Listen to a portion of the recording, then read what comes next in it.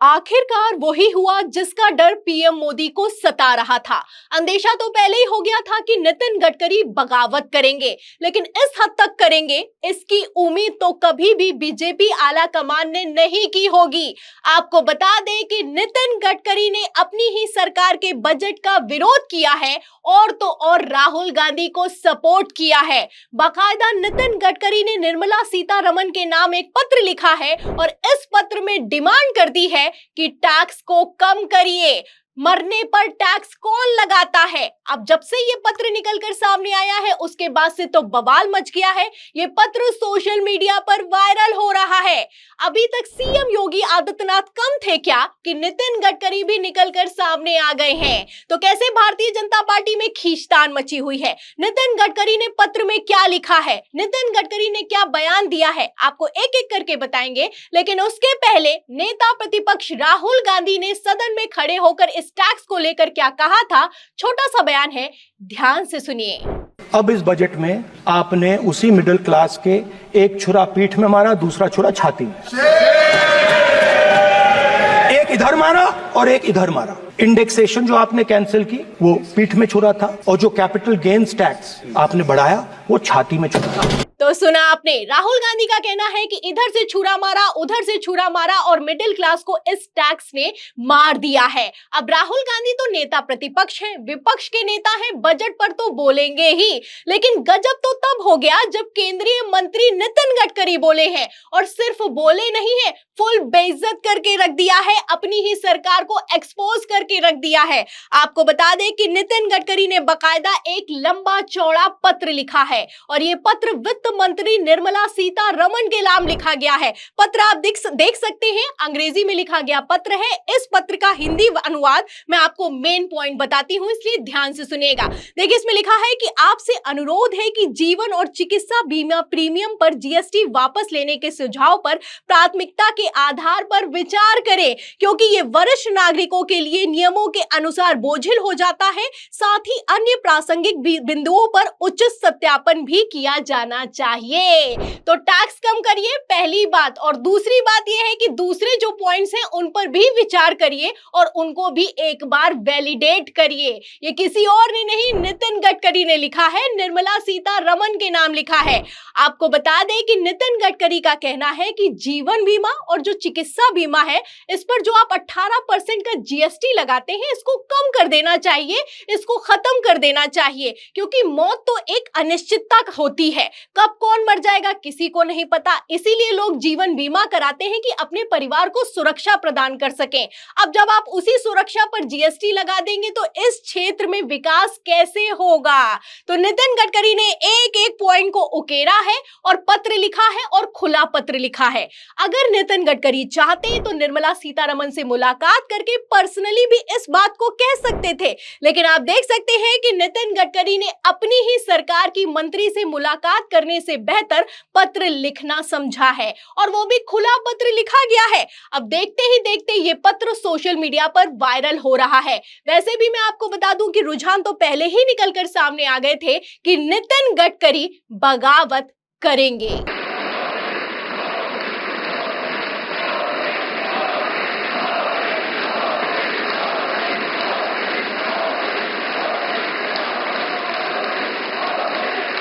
तो आप वीडियो में देख सकते हैं कि केंद्रीय मंत्री नितिन गडकरी किस तरीके से, जहां एक तरफ एनडीए की घटक दल की बैठक में हर एक नेता खड़ा होकर मोदी मोदी चिल्ला रहा है, टेबल थपथपा रहा है, ताली बजा रहा है, वहीं दूसरी तरफ नितिन गडकरी अपनी जगह से टस से मस नहीं होते हैं।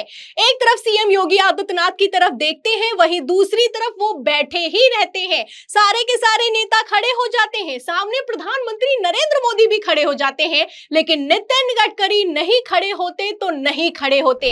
आप देख सकते हैं कि नितिन गडकरी शुरुआत से ही कैसे इस खेल को समझ रहे थे। आप अच्छे से जानते हैं कि आरएसएस नितिन गडकरी को इस बार प्रधानमंत्री बनाना चाहता था, और प्रधानमंत्री नहीं तो कम से कम गृह मंत्री बनाना चाहता था, लेकिन बीजेपी आला कमान ने खेल किया। आप अच्छे से जानते हैं कि ऐसा पहली बार हुआ कि भारतीय जनता पार्टी ने अपने सांसदों की संसदीय दल की बैठक एक बार भी नहीं बुलाई।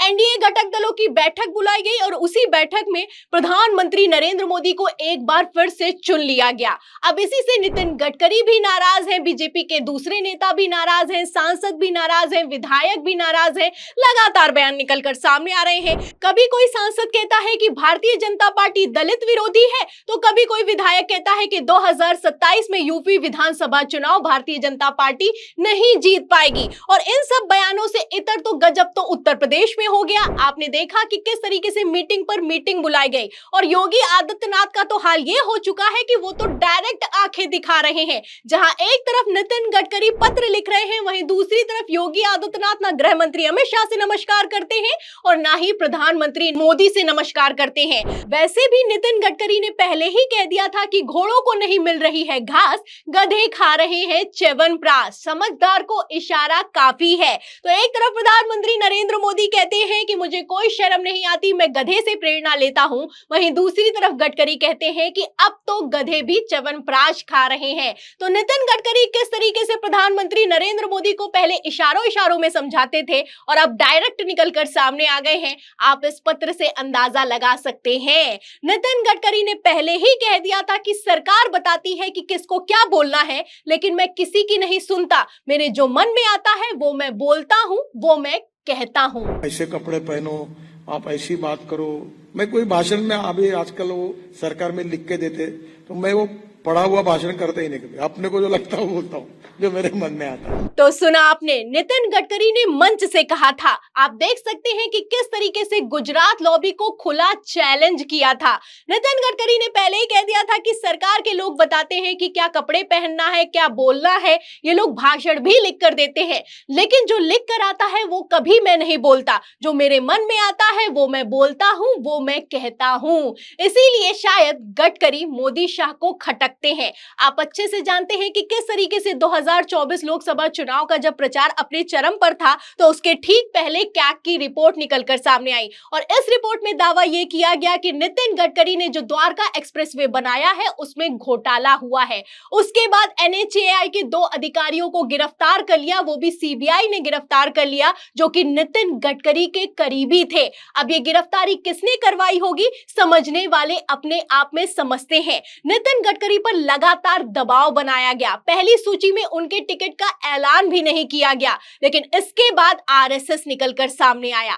RSS ना होता तो कब का गडकरी को किनारे लगा दिया गया होता, लेकिन ये RSS की ताकत है, नितिन गडकरी की ताकत है कि बीजेपी आला कमान चारों खाने चित्त हो गया। और अब तो आलम यह हो चुका है कि जब से बहुमत गया है, प्रधानमंत्री नरेंद्र मोदी की नेता तो छोड़िए, कार्यकर्ता तक सुनने के लिए तैयार नहीं है। एक तरफ RSS लगातार भारतीय जनता पार्टी की कमियां गिना रहा है। मोहन भागवत डायरेक्ट नहीं तो इनडायरेक्ट प्रधानमंत्री नरेंद्र मोदी को लेकर बयान देते हुए नजर आ रहे हैं। सीएम योगी आदित्यनाथ ने भी उत्तर प्रदेश में तलवारें खींच रखी हैं। अब उसके ऊपर सोने पर सुहागा यह हुआ है कि नितिन गडकरी के पत्र ने आग में घी डालने का काम किया है। नितिन गडकरी ने पत्र लिखा है और यह पत्र राहुल गांधी के बयान के साथ सोशल मीडिया पर वायरल हो रहा है। तो इस आपसी खींचतान से इंडिया गठबंधन पहले ही समझ गया था कि यह सरकार आपसी खींचतान में ही गिर जाएगी, नीतीश नायडू की जरूरत ही नहीं है। तो आपको क्या लगता है,